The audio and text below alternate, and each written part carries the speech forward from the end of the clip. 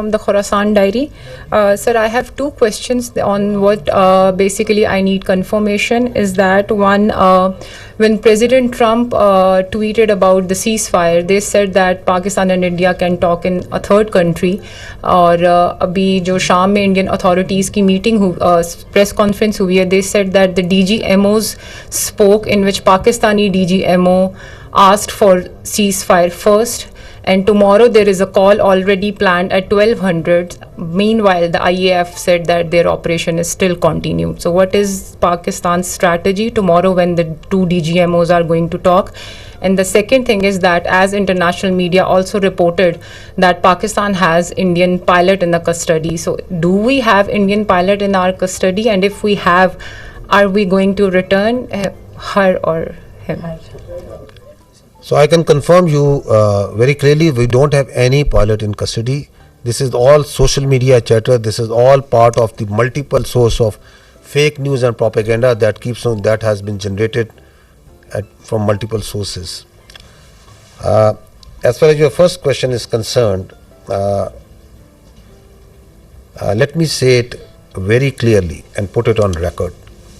Pakistan never requested.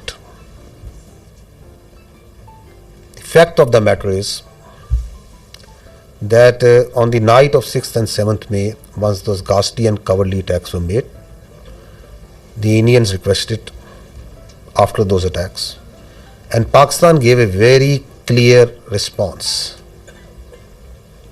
that we will communicate back only after we have given the response that this and retribution that this act deserves.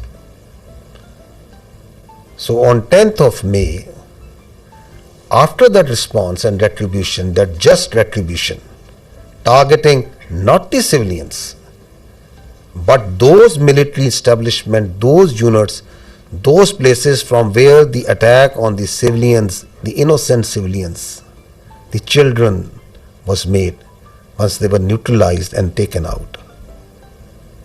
And on the request and intervention of the international interlocutors, we responded to the already made request of the Indians. And if you see publicly, what's on the public record? What I have shown you just now. What was the public position of the Ministry of Defense of the Indian Armed Forces? Who was asking for non-escalation once the just retribution of Pakistan Armed Forces have gone? So I think the record publicly, the facts speak for themselves.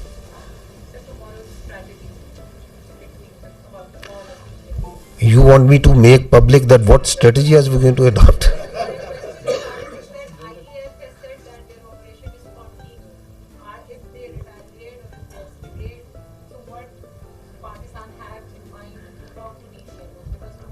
For any threat, anything that they can pose, posture, your armed forces are always vigilant and ready.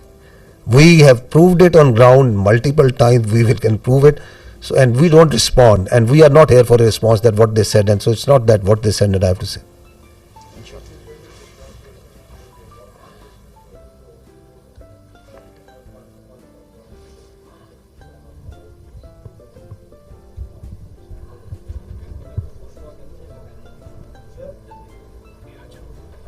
Thank you very much.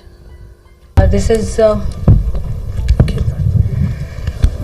thank you very much, sir. This is Sumaira Khan from Sama Television. And first of all, let me convey the pulse of the nation as well. They obviously they cannot reach you in person, every one of them, but the heart of felicitation is indeed with you from the masses of Pakistan, specifically youth, you mentioned very rightly. My question is, in that whole span of escalation, the Indian government had been issuing extremely provocative statements regarding initiation of war, and not just the government, but unfortunately their media was also, to me it seemed very war frenzy. And but in that whole time, in the meanwhile, I saw Pakistani side, and I saw you very defensively responding to all the hegemony and Indian aggression. So I just wanted to know that it was part of your strategy. What was that, or you never wanted that escalation to rise to all those level? And a quick comment from Aurangzeb as well, that the multi-domain. How would you elaborate it? How did you incur it in the PF strategy to kill the Indian side in the battlefield? Thank you. So as far as question to the escalation is concerned, let me say it. The reality is that in a conflict which is between two rival nuclear powers, such a conflict is actually an absurdity, and it is inconceivable and sheer stupidity. Why? Because that conflict can lead, in the case of Indo-Pakistan, India-Pakistan, can lead to the peril of more than 1.6 billion people. So, in reality, there is no space for war between India and Pakistan. And if anyone wants to carve out this space for war, he is actually carving out space for mutual annihilation. So that is why you saw that in this conflict, Pakistan acted in a very mature manner. And through conventional forces, we maintained escalation control. Through conventional forces, we gave them a two-notch up response, while also ensuring that these forces, the Pakistan Army and the other forces that were employed on the Western Front, on the counter-terrorism operations, no pull is also exerted on them. Thank you.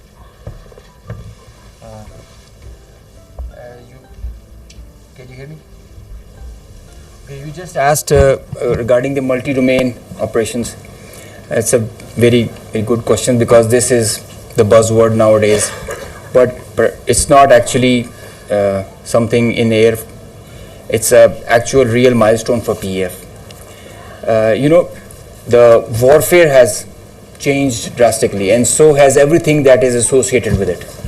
It's not the erstwhile concept where you can just get the number of aircraft in air and see. It's called a new AMSO, the electromagnetic spectrum operations. It's a whole new environment that is there. And everything that is regarding Air Force and in the air, it's concerning the electromagnetic spectrum. Now, air supremacy has to be preceded by a spectrum supremacy. And if you control the spectrum, you control the conflict.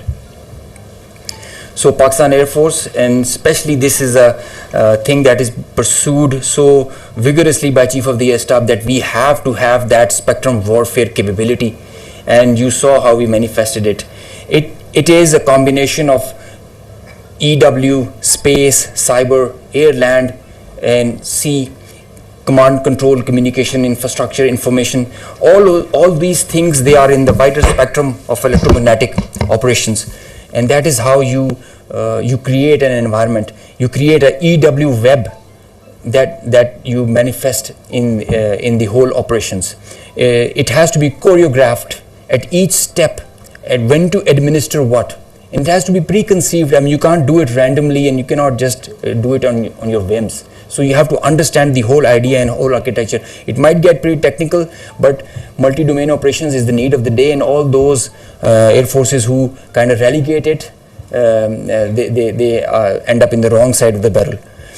So Pakistan Air Force prioritizes it.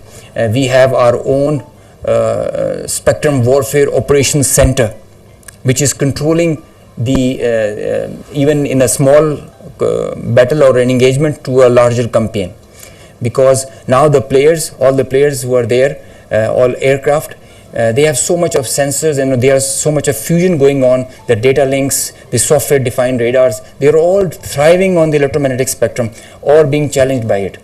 So each player is taking a campaign level decision, the kind of information he is having, and if he doesn't get that information, he is redundant. So electromagnetic warfare is the need of the hour, and multi-domain operations is what carries you, propels you to perform and achieve the mission success with mission survivability, denying the same to the enemy. Thank you. My name is Kiran. I'm